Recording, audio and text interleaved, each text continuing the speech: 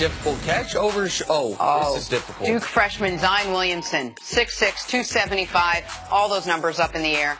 Dunked from the free throw line. My goodness. I don't know if he can shoot, but he can play in the NFL. I told you this, Nick. We watched him all last year in high school. I haven't seen him shoot anything outside the arc. Not once. But you said he can play in the NFL? Yes. Oh. With that body, 6'6", 275? Just go play tight end for somebody? Tight end or defensive end. We're going to start him right there and see what happens.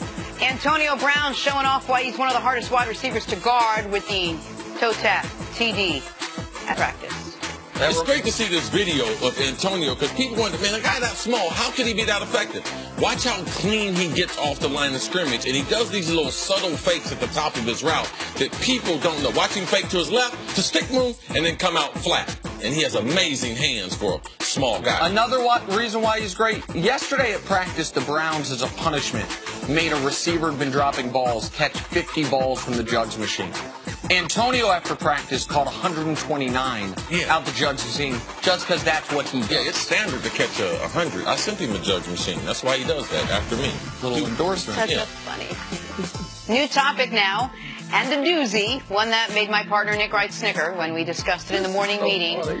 Dwight Howard, who signed with the Wizards this offseason after he said he fielded calls from the Warriors, is entering his 15th NBA season, and apparently he's still evolving. Howard's trainer said the 32-year-old, quote, wants to evolve into Anthony Davis, into Kevin Durant, but his own version of that. Nick, why are you smiling so hard? Listen, I am something of a history buff, right? And I'm actually reading this really good book called Sapiens right now, which talks about the evolution of Homo sapiens. And the cool thing about evolution is you evolve from things that come before you, right? I've never heard of someone saying, I want to evolve into someone that came after me.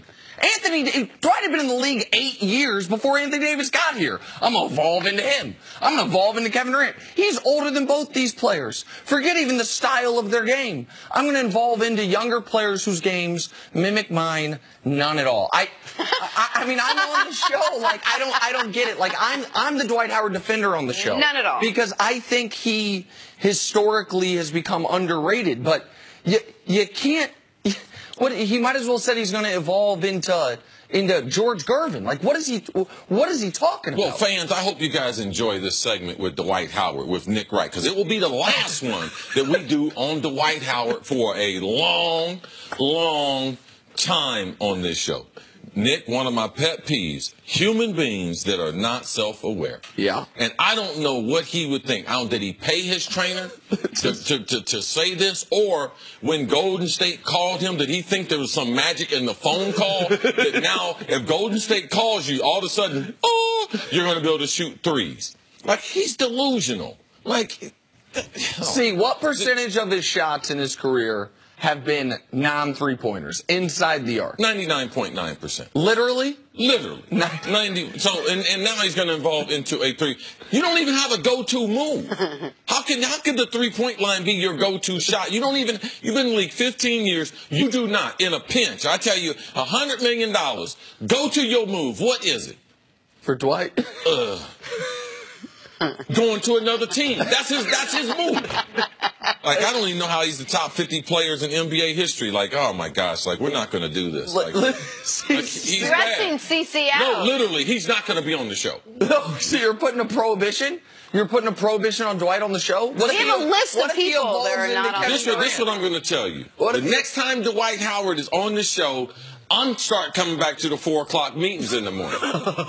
Okay, well, now we're airing dirty laundry here. All right, so now we're talking about things people don't understand watching on TV. C gets in a little bit later. It's better for everyone's mental health, is C's point. And so, okay, if this is going to be the last time we talk about Dwight, let's make it worthwhile here for a moment. What you said, he has no go-to moves. And that right there, I mean, you said it tongue-in-cheek, but you're right. That right there is why he's become historically underrated. Why a guy who is a 3-time Defensive Player of the Year, was for a 4-year stretch one of the 3 best players in the league, why he's now a punchline.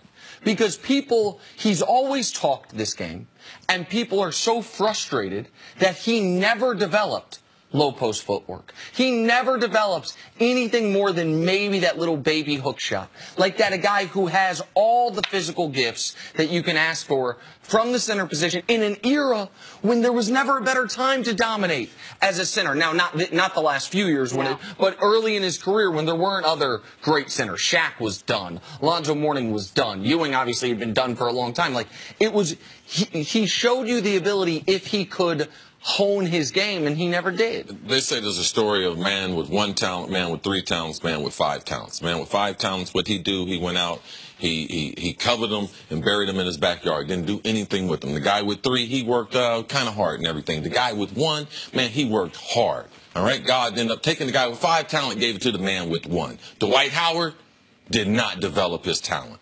All he did was bury him. You might say he's a top 50 basketball player, but anyone with that kind of talent would consider themselves, at 15 years, as healthy as he has been. You would think he would have adapted his game, do something to they would not have, that would not be called a successful career. So not only is he delusional, like, he is not a great basketball player, and forget about all the other stuff that he's involved, like this.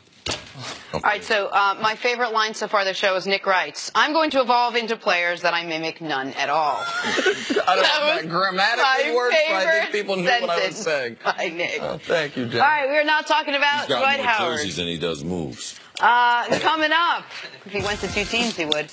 Is Sam Darnold about to be a star? One All-Pro thinks so. We hear from him next on First Things First. That's the last of Dwight Howard. If you got any relatives and stuff watching, y'all.